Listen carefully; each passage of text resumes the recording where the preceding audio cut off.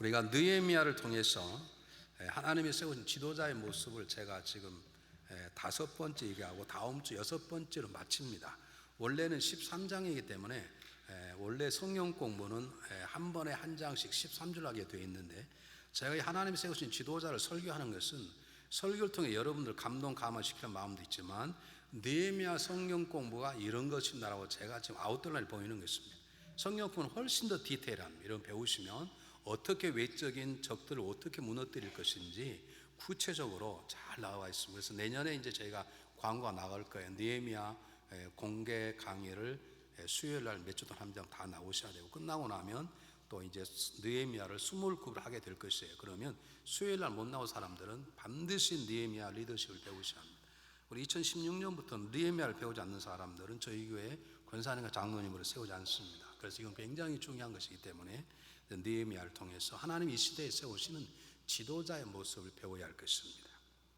지난주까지는 예루살렘의 성벽을 세워나가는 그들을 밖에서 공격하는 산발락과 일당들을 통해서 오히려 하나님의 공동체도 굳건해졌어요. 외적인 바람이 오히려 하나님의 나라는 강하게 만들어요.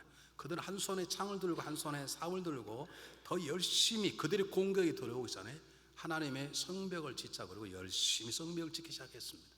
이제 성벽 완공이 눈앞에 바로 보이기 바로 전에 뜨자는 문제가 공동체 안에서 일어나게 되었습니다.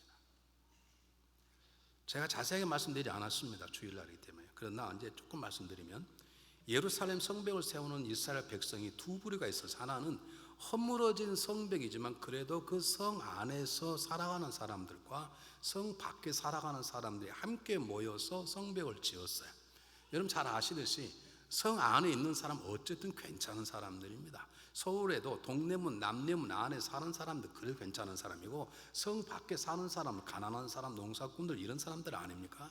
근데 그때도 마찬가지입니다. 이 성 안에 살았던, 그래도 부자는 망하면 3년을 먹고 산다고, 그래도 성 안에서 살았던 사람들은 그래도 먹고 살 만한 사람이고, 성 밖에 산 사람들은 농사를 짓거나 품팔에서 먹고 살 사람들인데, 어쨌든 50일 가까이 성을 짓다 보니까 다 체력적으로 이제 지치기 시작한 것입니다.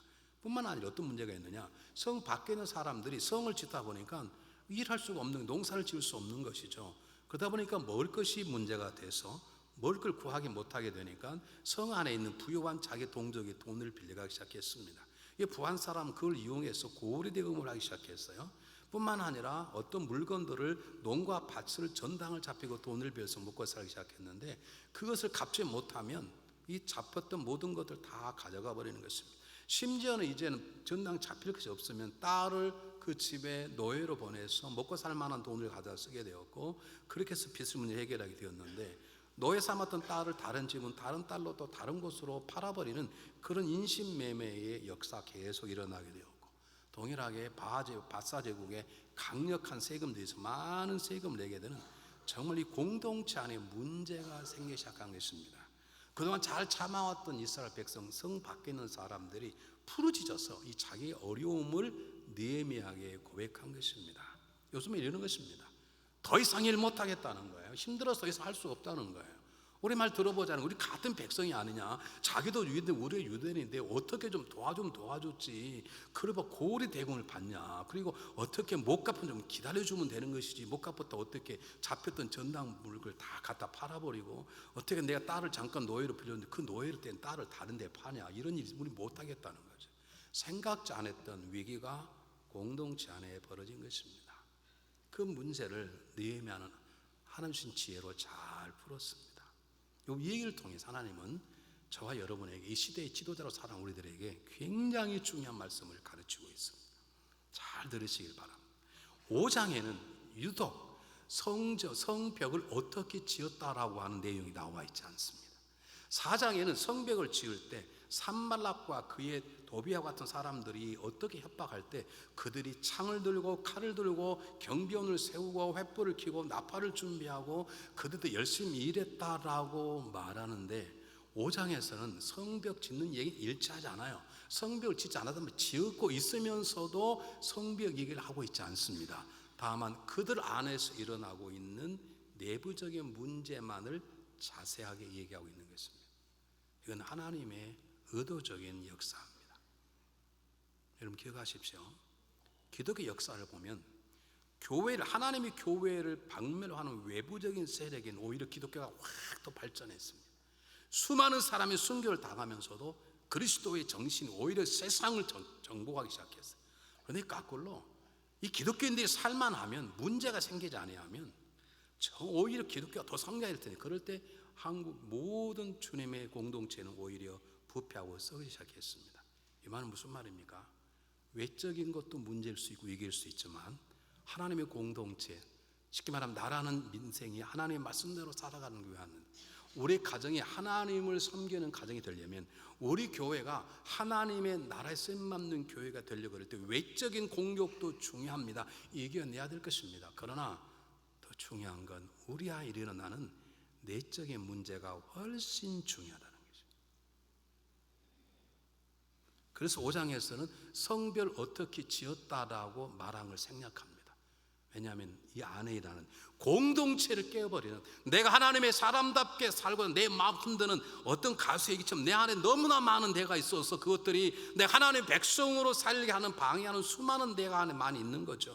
그것이 문제라는 것입니다. 우리 가정 안에, 내부 안에 있는 문제가 가정을 더 어렵게 만든다는 것입니다. 교회는 절대로 밖에서 공개한 거에서 망하지 않습니다. 교회는 안에서 스스로 자멸합니다.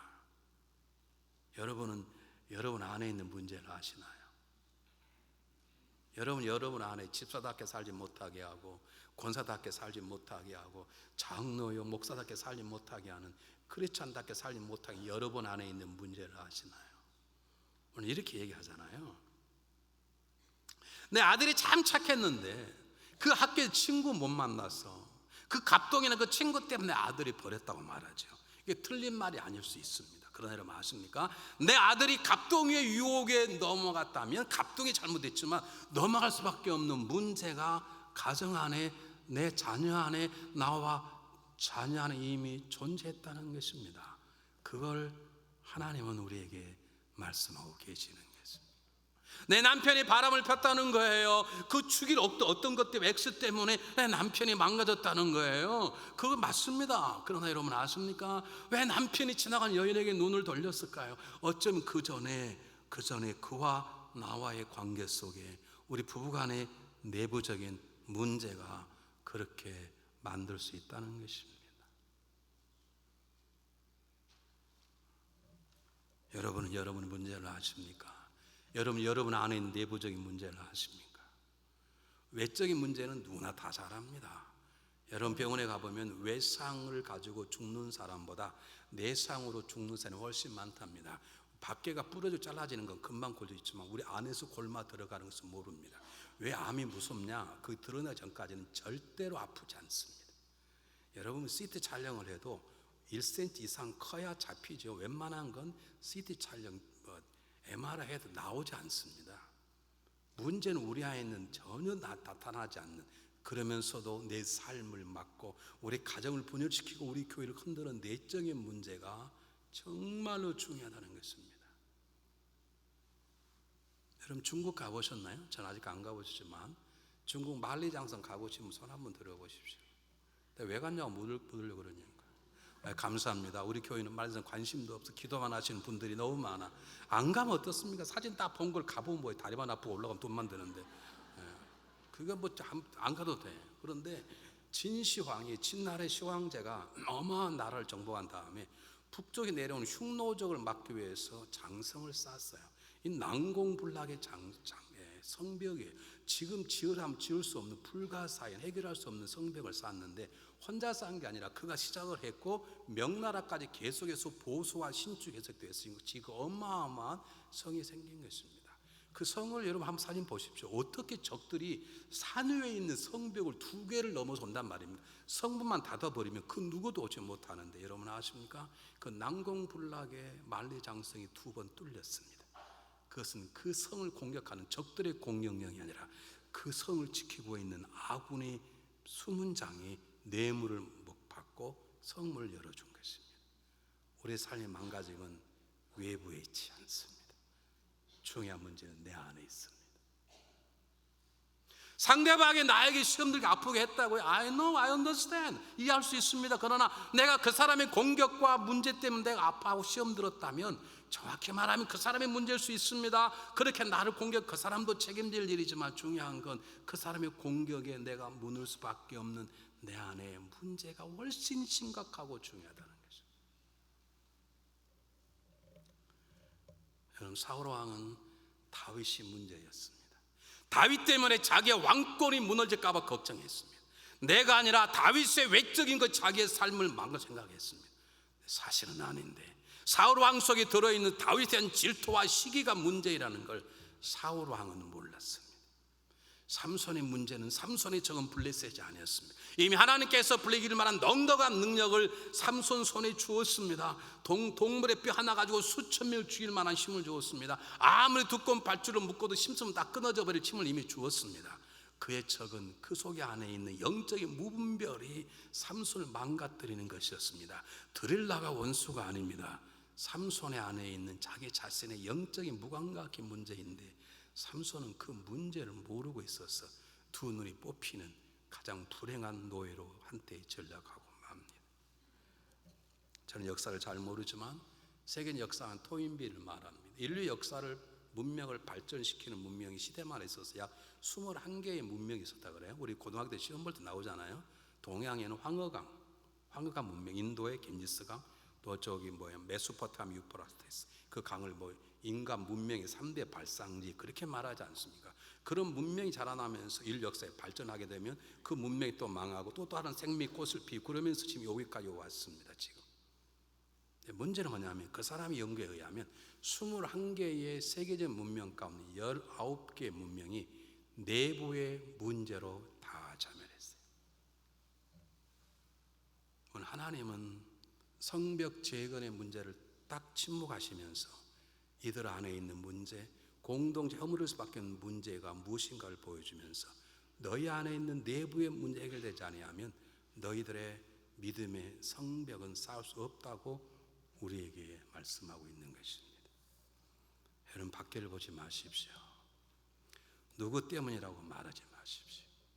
제가 수없이 말씀 많이 하지만 내 한국에 있을 여성교 회장을 몇 년 했고 내가 청년회장을 열심히 했고 내가 그렇게 잘 살았고 11조가 아니라 12조도 드렸었고 틈날 때마다 선교를 다녔고 근데 제가 이민에 살다 보니까 이민 생활 때문에 목사님 제 믿음이 다 없어졌습니다.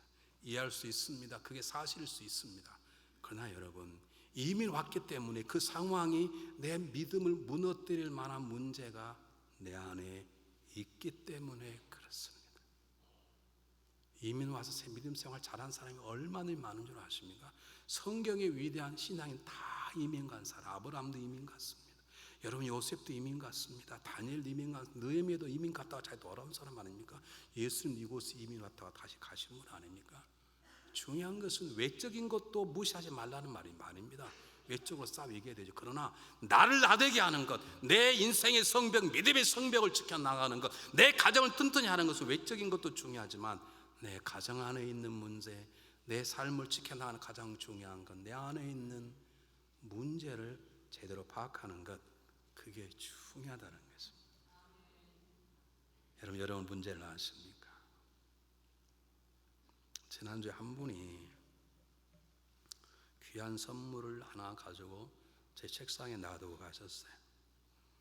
우리 교우지만 제가 가까이 이렇게 교제하는 그런 분이 아닙니다. 주일날 예배 드리고 그냥 아팠다는 병으로 인사나 하고, 그분이 선물 하나를 주셨는데 그 선물도 중요한 것이지만 바깥에 이렇게 썼습니다. 목사님, 저에게 살아야 할 이유를 가르치심에 감사합니다. 제가 그걸 놓고 내가 이분에게 뭐라고 말할까인데 그가 살아야 할 이유를 안다고 그러는가 할까? 그러면 제 마음속에 파도처럼 밀려오는 두려움이 있었습니다. 우리 성도들이 이분처럼 정말 삶의 이유를 아는 걸까? 왜 수많은 교회 가운데 중앙연합감리회를 다니게 하고 왜 우리를 십자가의 보혈로 구원하게 하시는지 정말로 다른 사람도 혹시 이런 마음을 가지고 있을까? 나도 이 교회에 와서 내가 살아야 될 이유를 알았다라고 말할 수 있을까? 아니면 여전히 무엇이 모른 채 그저 주일 성수하고 그저 11조 내고 그저 성교한다는 거 성교 여행이라고 생각하고 그렇게 사는 사람이 있을까? 얼마나 있을까? 오히려 더 많을까? 그런 두려움이 저에게 몰려왔어요. 여러분 살아갈 이유를 아십니까? 왜 예배 드리는 이유를 아십니까? 여러분 안에 그 이유뿐만 아니라 그 이유대로 살지 못하게 하는 어떤 문제가 무엇인지 아십니까? 지도자는 이걸 알아야 하는 것입니다. 두 번째, 느헤미야는 이 문제를 정확히 알았습니다. 이게 뭐가 문제구나 하고 알았어요. 그 문제를 답을 주는데 한번 잘 보세요. 6절에 내가 백성의 부르짖음, 백성의 원망의 부르짖음을 듣고 이 말 듣고 크게 노하여 화가 막 난 거예요. 근데 화났다고 해 그냥 다 하지 않고 자기가 총독이 되면 명령 한 말 해결할 수 있습니다. 그러지 않았습니다. 7절에 중심이 계획하고란 말은 깊이 생각했다는 거예요. 뭘 생각했을까? 도대체 그들이 뭘 정말로 잘못인가? 저 불평하는 성 밖 사람들의 불평이 정말로 올바른 것인가? 성 안에 살아가는 사람들이 정말로 잘못된 것인가? 잘못됐다면 어떻게 지갈 것인가를 중심이 계획했다는 것, 생각했다는 것인데 한번 보세요. 9절에 잘 보세요. 내가 또 이르기를 너희의 소위가 좋지 못하라. 안에 있는 성 안에 있는 사람들이라는 얘기입니다. 너희가 잘못된 행동이 우리 대적 이방 사람이 비방을 생각하고 우리 하나님을 경외하며 행할 것이 아니냐. 이 말이 무슨 말입니까? 우리가 세상과 달리 우리는 하나님의 백성이 아니냐, 하나님을 경외하지 않냐, 하나님을 경외한 사람으로 볼 때, 하나님 기준으로 볼 때 지금 너희들 잘못하고 있다는 것입니다. 여러분 어떤 문제를 파악할 때, 내 자신의 문제나 이웃의 문제를 파악할 때 하나님의 기준으로 파악하셔야 합니다. 지 감정으로 파악하니까 죽어도 자기는 잘못 안 했대. 그러면 우리에게 몇 명이나 있게요? 1부에 1명, 2부에 2명, 3부에 3명. 그랬으면 좋겠는데 훨씬 많아. 자기가 뭐가 잘못했다는 건 아는 거야. 왜? 자기 기준으로 보니까 자기가 뭘 잘못했니? 한번 사과 좀 하십시오. 사과 못하겠대.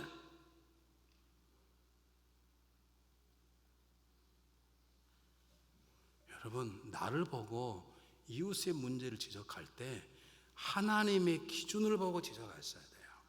내가 자녀들과 상담하면 자녀들이 가장 많이 하는 게 뭐냐면 우리 엄마 아빠가 나를 사랑을 알아요. 아는데 우리 엄마 아빠는 기준이 없다는 것이죠. 엄마 아빠는 기분 좋으면 맘대로 하라고, 기분 나쁘면 무조건 주어팬다는 것이지. 뭐가 올바른 그런 딱 정했어. 우리 이것을 메스드 프린스플이라고 그래. MP라고 그럽니다. 밀리터리 폴리스가 아니라 우리 가정의 기준이 정해서 그 기준 밖을 나가면 벌도 주고 나무라 하는 어떤 기준이 있어야 자녀에 따를 텐데, 기분 좋을 때는 맘대로 놀아. 새벽 2시 에 맘대로 놀아. 그리고 기분 나쁠 때는 10시에 들어와도 어디에 들어왔냐, 누구 어디 갔다 왔냐, 누굴 만났냐 그러고 막 난리를 피니까 애들이 헷갈리는 거예요. 그것도 성경이 그래도 와서 주일학교 배우는 사람들인데 주일학교 선생님 그렇게 말하지 않는데 엄마 아빠는 자기 마음대로 기준을 정해가지고 이 안 되는 걸 하니까 집을 나가고 싶다는 거예요. 여러분 자녀를 나무를 하려면 먼저 얘기를 해야 돼요. 그래야 잘못을 할 거 아닙니까? 지금 오늘 본문의 내용이 뭐냐면 우리가 하나님 믿는 사람으로서 잘못됐다. 어떻게 어떤 걸 잡혀서 돈을 빌렸다 그러자. 근데 못 갚으면 성경이 뭐라고 말합니까? 너가 상대방의 침대나 이불을 잡아가지고 돈을 빌렸는데 그 사람이 돈을 갚지 못하면 성경이 어떻게 하라 그러죠? 해가 기울 전에 잠은 자야 될 거 아니냐. 가서 자기하고 내일 아침 다시 가져오더라도 그 물건 다시 돌려주라 하는 것이 하나님의 방법인 것처럼 우리 하나님을 믿는 사람 이건 잘못됐다 라고 하는 하나님의 기준을 가지고 있었습니다. 왜 우리가 우리의 문제를 모르는 줄 아세요? 내 기준이 없네. 나는 이렇게 살아야 되겠다는 기준이 없어요. 그것도 하나님의 기준이 없어. 그러니까 내가 잘못됐다고 생각하지 않는 것이에요. 그러니 막 가다가 정말로 문제가 되면 그때서야 자기의 문제를 찾느니 늦진 않겠지만 엄청난 시간과 눈물과 콧물을 빼게 만드는 거죠. 여러분 삶의 기준이 있으셔야 돼요. 나는 이렇게 산다. 나는 적어도 하루에 30분은 산다. 30분은 성경 보고 30분은 기도한다. 나는 적어도 10의 1조 내고 나머지 쓴다. 없으면 안 쓴다. 정확한 어떤 귀지. 나는 적어도 거짓말하지 않고 산다. 그것이 있어야 되지 않습니까? 제가 지지난주에 피검사를 했습니다. 저는 콜레스테롤이 별로 없는 편인데 HDL이 좋은 콜레스테롤이 40이면 정상이에요. 근데 많은 말 좀 저는 39입니다. 1이 부족합니다. 뭐 심각한, 저는 나쁜 콜레스테롤이 130, LDL은 130을 넣으면 안 됩니다. 근데 저는 102입니다. 그럼 괜찮은 편입니다. 두 개 합쳐가지고 200이 안 넘으면 그게 괜찮다고 하는 것이죠. 그 기준을 놓고 내가 건강하지 않다 따지는 거 아닙니까? 그 기준이 없이 어떻게 따지냐고요. 안 그렇습니까, 이대원 장로님? 나는 죽어도 주일 예배 시간 안 졸겠다. 그런 기준이 있어야 안 졸지. 졸면 나가 뒤에 서 계시든지, 서 계셨다고 11절 따블레 하지 않을 텐데. 뭐 기준이 없으니까 막 졸면 졸고 맘대로 만들고 뭐 맘대로 하는 거 맘대로 하는 거예요. 그냥 예배에서 나오고 안 나오면 안 나오고, 시간이 되면 가고 안 나오고. 내 삶이 규제 없으면 내가 병이 안 드는지 모르죠. 여러분 당뇨 조사하면 당뇨 얼마 이상은 좋다 나쁘다. 혈압이요. 최근에 혈압을 제가 물어보니까요, 예전에는 90에 140이면 정상이었답니다. 근데 그게 안 돼서 내려서 70에 120, 그러니까 요즘 다시 올라갔답니다. 심장 전문가가 그러더라고요. 요즘 90, 160까지 괜찮다고 합니다. 기준이 있어야 내가 건강한 거 알 거 아닙니까? 우리 기도지가 바람 부는데 물결치는데 감동돼서 살아버리고, 자녀도 그렇게 생각하는 거예요. 정확하게 MP를 정해서 벗어나면 나무라기도 하고 경책도 하고 잘하면 칭찬도 하고 세워지는 내 자신에 대해서도 가정에서 딱 정확한 것이 있어야 되죠. 그래야 문제가 뭔지 아는 것이지. 기준이 없는데 내가 어떻게 건강하고 피검사를 어떻게 하냐고요. 기준이 정해서 내가 지금 건강하지 않다라고 하는 걸 아는 거 아닙니까? 왜 우리가 문제를 못 보느냐? 기준이 없기 때문이지. 왜 내가 내 문제를 못 보느냐? 내 삶의 기준이 없는 것이지. 여러분 얘기했지만 우리 아들에게 딸에게, 야 우린 두 가지는 거 하지 말자. 하나는 거짓말하지 말자. 왜? 야, 하나님이 우리 아버지 하나님 다 보고 계시지 않냐. 두 번째, 남을 세우지는 못하더라도 우리는 남을 해하지는 말자. 때때로 당해도 그냥 참아라. 왜 그러냐? 우리 아들이 그래. 예수님이 그랬지 않냐? 예수님이 그렇게 많이 당했어도 보복하지 않았지 않냐? 이게 너네들 지켜라. 난 다른 거 바라지 않는다. 그랬더니 한번 우리 애가 국민학교 때 저쪽에 살 때 돌 하나 들고 왔어요. 예배 3부 예배 끝나고 머리는 피가 이렇게 나고. 왜 그러냐 그랬더니 애들하고 놀다가 친구가 돌 던지니 머리가 깨졌다는 거예요. 그래서 그 돌로 자기가 그 친구를 한번 때리고 싶은데 아빠의 허락을 받고 싶다는 거죠. 내가 하지 말라 그랬어. 아빠 나 한 번 때리고 싶다는 거야. 야 때리지 말자. 아빠 때리면 안 되냐는 거야. 때리면 안 된다. 너 하나 머리 깨지는 걸로 만족하자. 제 자랑이 아니라 여러분의 기준은 무엇입니까? 여러분이 신앙생활 잘하고 못할 기준이 무엇입니까? 기준이 없으니까 감정대로 말하는 것이지. 바람 부는 대로 사는 것이지. 기준이 있어야 내가 제대로 살아가는 것인지, 기준이 있어야 내가 믿음생활 제대로 하는 것인지 아니라 할 수 있는 것이지. 우리의 기준은 하나님의 말씀입니다. 세 번째요, 하나님 기준을 가지면 문제가 보여요. 내 기준을 가지고 내가 지금 신앙생활 잘하고 더 없다 보이게 돼 있어요. 중요한 것은 뭐냐면 문제를 지적하는 것보다 중요한 건 그 문제를 보고 그 문제 해결의 대안을 내놓는 것입니다. 이 지도자는 그것입니다. 너 그렇게 살면 망해. 우린 그렇게만 얘기 안 해. 너 그리 공부했던 좋은 대학 못 들어가. 그렇게 말하니까 애들이 난 대학 안 가면 될 거 아니야 아빠, 이렇게 나오는 거예요. 그럼 여러분 뭐라 그러시겠어요? 그럼 우리는 너 대학 안 가면 좋은 직장, 좋은 직장 안 가면 내가 스스로 그냥 사업하면 되지. 애들이 그렇게 얘기하거든요. 적어도 너 공부 안 하냐? 공부 안 하려면 이렇게 하는 게 낫다라고 하는 그 빈자리를 채울 수 있는 대안을 여러분 내놓으셔야 돼요. 대안이 없는 말이 나오면 입을 다무십시오. 여러분 우리 교회 완전하지 않아요. 저도 완전치 않아요. 목회요 완전하게 할 수가 없어요. 제가 완전히 목회하면 이 자리에 있겠습니까? 여러분 그러므로 그 문제를 지적하는 건 누구나 다 할 수 있어요. 여러분 그 문제를 지적하고 대안을 내놓으셔야 돼요. 목사님 좀 우리가 이게 안 되는데 하나님 기준에 보면 근데 이렇게 하는 게 우리 교회를 회복하는 것입니다 라고 대안을 찾으셔야 돼. 그 대안이 안 나오시거든. 기도만 하세요. 여러분 누구를 나무라실 때, 남편을 나무라실 때, 아내를 나무랄 때, 자녀와 어떤 교훈을 할 때 분명한 대안이 나올 때까지 중심에 계획하고 기도하고 생각하는 작업이 필요하다는 것입니다. 우리는요 감정 다 표현해 버려요. 자, 여러분에게 귀 아프게 말씀을 드렸을 거예요. 결혼 30주년인데 남편이 깜빡 잊어버리고 그냥 들어왔네. 그러면 성경적인 관점에는 오케이예요, 안 오케이예요? 성경에 남편이 결혼 3주년을 잊어버리고 들어오면 죽여버려라 그렇게 나와 있나요? 성경은 문제 삼지 않아요. 성경은 남편이 건강에 들어오면 감사하는 거예요. 아세요? 근데 너무 괴로워 그런 것 때문에 그러면 그냥 다 남타가 돼가지고 세상에 아내가 이렇게 고생하는데 그것도 몰라 그렇게 말하지 마시고 그건 대안 없이 지적하는 거예요. 여보 우리 이번에는 30 잊어버렸는데 31주년을 잊어버리지 말자. 우리 31주년 여행 가자. 그리고 얘기한 다음에 그 다음에 결혼 기념일 일주일 전에 미리 얘기를 하세요. 자기야 일주일 우리 결혼 31주년이다. 뭘 그렇게 가만히 기다려 지켜보고 있어. 그게 사단의 작전이 뭐라 하십니까? 나는 제일 얄미운 사람은 그 사람이에요. 그래고 부부싸움 한 다음에 목사 불러가지고 화해시키고 제일 수준 낮은 사람들 이 얘기를 하시라고. 왜 그걸 얘기를 못하냐?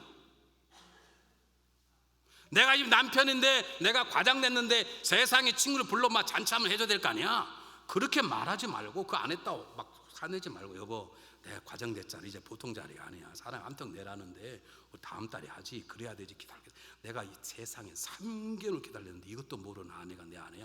그렇게 하지 마시고 이 얘기를 하세요. 이 얘기를. 우리는요 지적만 하고 대안을 말하잖아요. 우리는 문제 지적은 다 잘해요. 문제는 대안이 뭐냐고 해결할 대안이. 느헤미야는 기가 막히게 말합니다. 느헤미야는 하나님 기준으로 잘못됐다. 왜냐면 이럴 때 아니다. 공동체가 무너지면 우리가 무너지는데 공동체가 무너지면 지었다가 성벽이 무너지면 이방 사람이 뭐라 할 것인가 지적하는데 첫 번째 이방인들이 우리를 얼마나 욕하겠냐. 우리 우습게 보지 않겠냐. 우리 하나님 믿는 사람인데 이것 가지고 나눠주면 되겠냐. 그리고 조심스럽게 얘기합니다. 어떻게 얘기하는가 한번 보시기 바랍니다. 17, 11절 보시기 바랍니다. 10절 이렇게 얘기합니다. 나와 내 형제와 종자들도 역시 돈과 곡식을 백성에게 취하여 주나니 우리가 그 이식 받기를 그치자. 야 우리도 서로 그냥 빌려주지 않냐. 그러니까 지금 어려울 때니까 다음에 이자 받더라도 이번만큼 이자 받지 말자. 그리고 전당 잡힌 물건 있냐 그냥 다 도와달라 그래. 다 돌려달라는 마음 반발할지 몰라요. 100분의 1만 주자. 얼마나 지혜롭습니까? 그 얘기를 들은 사람들이 그렇습니다 하겠습니다 얼른 마음을 결정해요. 근데 잘 보세요. 느헤미야는 그래 그렇게 멈추지 않았습니다. 정말이냐? 정말입니다. 그러니까 제사장 앞에 가서 맹세해라. 그 말은 무슨 말입니까? 지금 그렇게 했다고 사인하란 말입니다. 오늘 애들하고 얘기할 때 사인을 받습니다. 거짓말하면 5대, 2번 하면 10대, 3번 거짓말 잡히면 25대. 그 사인을 받습니다. 왜요? 몰라가지고 그런 말 너무 잘해 애들이.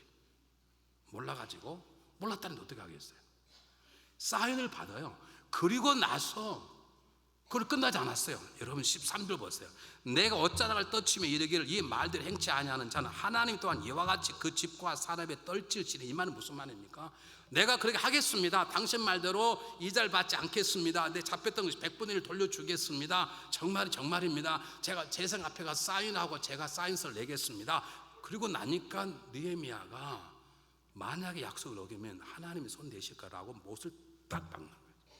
잘 보십시오. 우리가 남편이나 가정에서 아내가 또는 자녀 문제를 해결하려고 할 때 중요한 것은 대안을 제시를 하셔야 돼요. 제시한다고 끝나는 게 아니에요. 제시했으면 그것이 지켜질 수 있도록 그 다음에 모든 방책을 최선을 다해야 돼요. 예를 들면 여러분이 예배를 드리다 은혜를 받았어요. 그래서 목사님 저 오늘 말씀 은혜를 받았는데요 제가 앞으로 날마다는 못하지만 우선 일주일에 한 번 제가 새벽에 나올 것입니다. 이렇게 말하는 게 잘하신 거예요. 왜냐하면 한 번 했기 때문에 말한 것 때문에 한 번은 나올 게 아닙니까? 근데 그렇게 하면 안 돼. 그건 재생 앞에가 쌓이는 거 똑같아. 한 번 더 하셔야 돼. 목사님, 만약 제가 약속을 어기면 제가 일주일에 100불씩 기도 헌금을 내겠습니다. 그렇게 하든지. 아멘. 한 명도 아멘 안 하고. 그렇게 내 삶을 묶으는 것이 느헤미야의 방식. 우린 대안을 해요. 그리고 어기면 그냥 시기 간섭. 그다음부터 여러분의 자녀에게 이렇게 사는 게 올바른 거야. 그리고 이렇게 해. 엄마 그럴게. 그럼 그렇게 할 수 있도록 최선을 다해서 도우셔야 돼요. 저는 커피를 너무너무 좋아하는 사람입니다. 커피를 하루에 15잔을 마셔야 되고, 자기 전에 저는 커피를 먹어야 잠이 온 사람이에요. 커피를 먹으면 잠이 안 와요. 저는 커피를 먹어야 잠이 와요. 어느 날 금식하고 내려오는데 커피가 먹고 싶어 죽겠는 거예요. 우린 금식을 기도원에서 집에 딱 도착할 때까지를 금식이라고 그래요. 중간에 뭘 먹으면 금식을 실패했다고 하는데, 중간에 세븐일레븐 맥도날드 들려서 커피를 먹고 싶은 거예요. 제 마음속에 내가 가장 즐기는 이 커피를 내가 끊어서 하나님께 드려야 되겠다 생각을 했습니다. 제가 생각만 하고 결심을 했다면 저는 지금 커피 먹었을 것이죠. 그것을 주일날 예배 시간에 발표를 해버렸습니다. 왜냐하면 이것이 저를 지키는 자물쇠이기 때문에. 우리 집사람하고 저하고 내기를 합니다. 살을 가장 많이 누가 빼는가 봐서 지는 사람이 500불 주기로 했습니다. 사실 저는 기분 나쁘죠. 그 돈이 내 돈이 누구 돈이겠어요. 우리 집사람 친정 돈이면 한 1000불 걸을겠어. 근데 그 돈이 내 돈이 누구도. 그래도 아마 제가 이번에 500불 받을 것 같아. 내가 내 돈 꺼내서 줘가지고 내 돈 찾아야 돼요. 그것이 아무것도 아닌 것 같지만 내 삶을 지키는 것이죠. 어떤 분 저희 고민했으면, 목사님 제가 권사인데 우리 집에 아무 문제가 없습니다. 저희가 하나 문제가 있습니다. 저에게 관음증이 있습니다. 뭘 보는 게 병이야. 그래서 그분은 다 예배드리고 가면 저녁에 자기 전에 자기 집에 들어가 숨겨놓은 포르노 잡지를 봐야 잠이 온대요. 근데 어느 날 이분이 부흥회 때 은혜를 받은 거예요. 은혜를 받았어요. 그날 저녁에 편안히 주무신 거예요. 그렇게 하면 안 된다는 말이에요. 어떻게 해야 될까요? 가자마자 포르노 잡지를 쓰레기통에 버리면 안 돼요. 그 아침에 또 찾아낼 수도 있어요. 가자마자 쓰레기통을 불을 태워야 돼요. 그걸 불 태우기 전에 더 중요한 건 아내에게 고백하는 거예요. 그것이 제사장 앞에 가서 맹세하고 하나님 이름으로 경고하는 것 똑같아요. 우리 문제는 뭐냐? 문제 지적하고, 지적한 사람이 99%, 1%는 지적하고 대안하고 그 다음에는 관심도 안 돼. 내 삶을 세우려면 내가 기준을 세워야 되고, 기준들을 못 살면 나의 잘못 때문을 고백하고 할 수 있도록 옆 사람과 함께 같이 가는 거죠. 이 안전장치를 하는 것이죠. 그것이 지도자의 삶의 모습입니다. 여러분을 지키기 위해서 어떤 안전장치를 가지고 있습니까? 여러분 유명한 얘기를 아시잖아요. 목사님이 설교를 하는데 이 앞에서 항상 조는 분이 계셔요. 나 이혁정 권사님 두고 말한 게 아닙니다. 이혁정 권사님 가끔 졸지 날마다 조는 건 아니에요. 오늘도 졸려 그런 걸 제가 뭐라 그러니까 지금 얼마나 지금 정신 차려 저를 보시는지 몰라. 가끔 조세요. 어떻게 목사 거짓말하겠어요? 그치요 권사님? 이 목사님이 고민하다가 옆에 있는 손주한테 불러서 얘기를 했습니다. 손주야, 야, 내 할아버지 예배 시간마다 조는데 내가 설교가 안 된다. 할아버지 졸면 네가 꽂아봐라. 그럼 내가 에브리 썬데이 5불씩 주겠다. 그 다음에 할아버지가 안 조시는 거예요. 조기만 하면 옆에서 손주가 꼬면 5불이 오는 거예요. 그렇게 2달이 지나는데 그 다음에 또 조는데 안 깨우는 거예요. 목사님 손주를 불렀습니다. 야, 너 왜 할아버지 조는데 안 깨냐? 할아버지가 깨우지 말래요. 10불 준대요.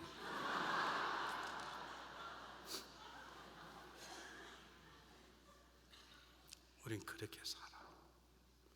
그냥 대강 살아. 저는 목사 된 게 하나 좋은 게요. 여러분 목사 우리가 가운 있지 않습니까? 그럼 수트라고 두르잖아요. 수트라고 이렇게. 그게 멍해입니다. 내가 주님께 멍해를 맵니다는 표시입니다. 지금 그게 의식적으로 들어와 있어 일부러 벗었습니다. 목사는요 이미 딱 걸려 있어서 괴로운 게 없어요. 여러분들 저보다 자신도 자유롭잖아요. 그래서 많은 유혹에 피할 거, 많은 유혹을 받을 거예요. 저는 뭐 옛날에 갈 데가 있습니까? 동문회라고 갈 수가 있습니까? 뭐 고향 친구회라고 갈 모임이 있습니까? 내가 목사 누가 저를 태클을 겁니까? 누가 저에게 뭐 시비를 유혹을 하는지 목사 유혹한 사람이 있습니까? 저는 아직까지 경험해 본 적이 없네요. 목사는 그게 좋지요. 그게 편하긴 편해요. 그래도 목회 잘해보려고 노력하고 하나님 앞에 정하고 그것이 안 되니까 제가 커피 안 먹겠다고 발표하고 우리 집사람이 얘기하고. 여러분은 여러분의 삶을 지키기 위해서 어떤 기준을 가지고 있습니까? 그것을 완전하게 세우기 위해서 어떤 안전책을 가지고 계시나요? 네 번째는 지도자는 솔선수범하는 사람이 돼야 됩니다. 다시 한번 내 아들에게 너 그렇게 살면 안 돼, 그럴 때 기도하는 거야 라고 말할 수 있으면 적어도 내가 기도자가 돼야 되고, 내가 적어도 자녀의 액션만큼은 아버지다운 삶을 살아야 되는 거죠. 나는 엄마 아빠 같이는 안 살 거야. 저를 그렇게 돼서는 안 되잖아요. 너나 잘해라 속으로 그렇게 지도하는 사람이 어떻게 문제를 지적하고 문제 대안을 제시한단 말입니까? 적어도 우리가 예수님 같지는 못해도 너나 잘하세요 그런 소리는 듣지 않아야 될 거 아닙니까? 오늘 14절부터 18절까지는 느헤미야가 얘기하는 게 있습니다. 나는 내가 난 총독의 권위를 한 번도 내가 부려본 적이 없다. 나는 지나온 모든 관행, 잘못된 관행성에 난 젖지 않았다. 한국은 관행이 다 돼 있지 않습니까? 그게 장관만 되면 흔들면 다 걸리지 않습니까? 옛날에 관행이 다 젖어 있어요. 미국은요, 여러분 기억하세요. 내 아들을 국회의원 만들겠다고 부모가 생각을 하면 설사 국회의원이 안 된다 하더라도 흠잡힐 일을 죽어도 안 지킵니다. 우리는요 마음대로 살아. 마음대로. 나중에 돼서 흔들면 뭐 전부 다 오직하면 궁금증이 막 2명씩 떨어집니까? 어떻게 마음대로 살았어? 솔선수범을 안 하는 거예요. 그냥 관행대로 살아. 옛날 했던 대로 사는 그것이 문제가 되지 않으니까. 여러분 신앙이 그렇게 살아서는 안 됩니다. 내가 총독이지만 나는 불쌍한 사람을 함께 살았다. 나는 하나님을 경외했다고 말합니다. 여러분 우리는 예수님처럼 살 수는 없다 하더라도 우리 가정 안에서 엄마 아빠처럼 예수를 믿어야 되는 거야. 권사라면 집사에게 이 정도는 돼야 되는 것이지, 장로님이라면 교회는 이렇게 섬기는 거다 말할 수 있는 삶의 솔선수범하는 것이 있어야 돼. 그러려면 내 삶에 분명한 기준이 있어야 된다는 거죠. 나는 이렇게 살아야 되겠다라는 기준이 있어야 되는 거예요. 여러분 기준이 있습니까? 여러분 돈 못 내도 기준이 있는 것입니다. 정치안에도 믿는 사람은 기준이 있는 것입니다. 우리의 기준이 있어야 됩니다. 거기에 삶을 걸어야 합니다. 적어도 우리 자녀들에게는 이렇게 사는 거야, 이 점은 엄마 아빠를 닮아야 돼 말할 수 있는, 엄마나 잘하세요, 우리 시대가 달라요, 그런 소리 듣지 아니하도록 우리가 솔선수범하는 사람이 되어야 되는 것입니다. 네 번째 19절입니다. 19절 한번 보시길 바랍니다. 가장 중요한 본문입니다. 내 하나님이 내가 이 백성을 위하여 행한 모든 일을 생각하시고 그랬습니다. 기도하는 것입니다. 여러분 지도자는 기도자가 되어야 합니다. 아무리 문제를 발견했던 그 문제를 발견하게 하신 분은 하나님이시고 그 문제 해결책을 갖게 하는 분은 하나님이시고, 그리고 그걸 제시했다 하더라도 그 백성들의 마음이 흔들리지 않고 이들이 공동체가 되어서 마지막에 나가야 하는 것은 하나님의 간섭이십니다. 그래서 기도가 필요합니다. 여러분 우리가 규범을 지킵니다. 내 삶의 목표를 정했습니다. 그 정하는 것도 하나님의 마음이고 그 길을 갈 수 있도록 힘을 주신 것도 하나님이시기 때문에 지도자는 기도자가 되어야 합니다. 기도가 없는 모든 일은 nothing입니다. 기도 없이 이루어진 모든 것들은 모래탑과 같습니다. 여러분 기도하셔야 합니다. 하나님 우리 공동체를 도와주십시오. 하나님 우리 가정 남편 아내를 지켜주십시오. 하나님 저를 지켜주십시오. 제 결심이 흔들리지 않도록 도와주십시오 라고 하는 기도자가 지도자입니다. 마지막입니다. 19절 똑같은 거 한번 읽어보겠습니다. 19절 시작. 내 하나님이여 내가 이 백성을 위해 행한 모든 일을 생각하시고 내게 은혜를 베푸시옵소서. 어떻게 보면 느헤미야의 교만 같습니다. 지가 뭔데 하나님 내가 행한 일들을 보시고 저를 좀 도와주시 바랍니다. 티라자는 것입니까? 내가 이렇게 잘했으니까 저에게 복을 달라는 말입니까? 아닙니다. 이 말씀 무슨 말이에요? 하나님 제가 최선을 다했습니다.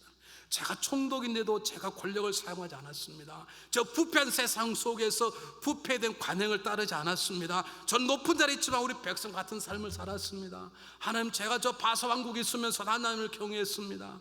그런데 하나님, 그럼에 불구하고 하나님 은혜가 없으면 저는 nothing, 아무것도 아닙니다. 그 말입니다. 이 말을 다른 말로 바꿀까요? 하나님하고 딜하는 것은 아니지만 믿음의 사람은 하나님 은혜로 되어진 일에 대해서 할 말이 있어야 합니다. 우리는 우리 후세들에게 남길 말이 있어야 합니다. 저 공부하고 있는 저 중고등학생들, 우리 세컨 제너레이션들에게 우리는 1960년, 70년, 80년, 90년, 2000년 이 미국 땅에 와서 이렇게 살았노라고, 그것이 우리 하나님의 은혜였다고, 하나님의 사랑이었다고, 그러므로 너희도 그렇게 살아야 한다고 말할 수 있는 make history, 신앙의 역사를 써 가야 됩니다. 내 이름을 위해서가 아니라 하나님의 영광을 위해서. 사도 바울이 로마 고린도서 15장 10절에 고백합니다. 나의 나됨은 하나님의 은혜로 된 것이니 내게만 하나님의 은혜가 헛되지 아니하였어. 내가 수많은 사도보다 갑절을 수고하였지만 그게 아니요 나의 나됨은 하나님의 은혜로다 라고 고백하지 않았습니까? 자녀를 앉혀놓고 엄마 이렇게 기도했다, 아빠 이렇게 기도했다, 이렇게 교회를 돕겼느라, 내가 이렇게 선교사를 섬겼느라, 이것이 내가 잘한 게 아니고 하나님의 은혜야 라고 말하는 하나님의 이야기거리를 남길 수 있는 삶을 살아야 합니다. 여러분, 친구들끼리 이렇게 하면 모여서 냉면 잡수면서 무슨 말 하십니까? 속도원들께서 모여서 무슨 말 하십니까? 저 누구 집에 이번에 벤츠 샀대, 벤츠. 그럼 하시면 이번에 그쪽에 다이아몬드 엄청 큰 거 샀대, 그런 얘기를 하십니까? 어떻게 샀는데? 남편이 돈을 잘 번대, 그런 얘기를 하십니까? 여러분이 임하신 하나님의 은혜의 얘기는 무엇입니까? 하나님 때문에 살았던 흔적이 무엇입니까? 여러분이 그걸 남기셔야 합니다. 그 얘기가 무엇입니까? 하나님 때문에 당했던 시험을 이겼던 얘기가 있으셔야 합니다. 하나님 때문에 내 당했던 말을 다시 한번 회복되었던 회복 얘기했어요. 나 얘기가 아니라 하나님 얘기. 절망 속에서 일어났던 얘기를 할 수 있어야 됩니다. 내 능력이 아니라 그렇게 하신 하나님의 은혜를. 내가 낙마하고 시험 넣을 수밖에 없는 구렁텅이 속에서 일어났던 얘기, 내 자랑이 아니라 나를 그렇게 쓰셨던 그분의 얘기. 나의 나됨은 하나님의 은혜로다. 느헤미야 고백합니다. 하나님 저를 아시지 않습니까? 자, 백성을 사랑을 아시지 않습니까? 그 사랑이 하나님 주신 마음입니다. 그러니 하나님 저를 불쌍히 여겨 주십시오. 여러분, 앞으로 일주일 어떻게 사시겠습니까? 앞으로 일주일 어떤 목표를 가지고 사시겠습니까? 기도하겠습니다.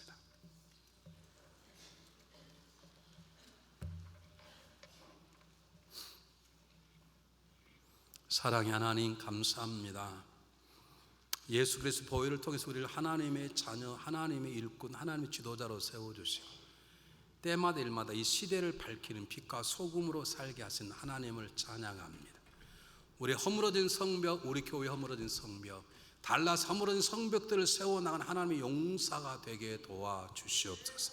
느헤미야처럼 탁월한 리더십을 통해서 우리 내부의 문제를 해결할 수 있도록 도와주시옵소서.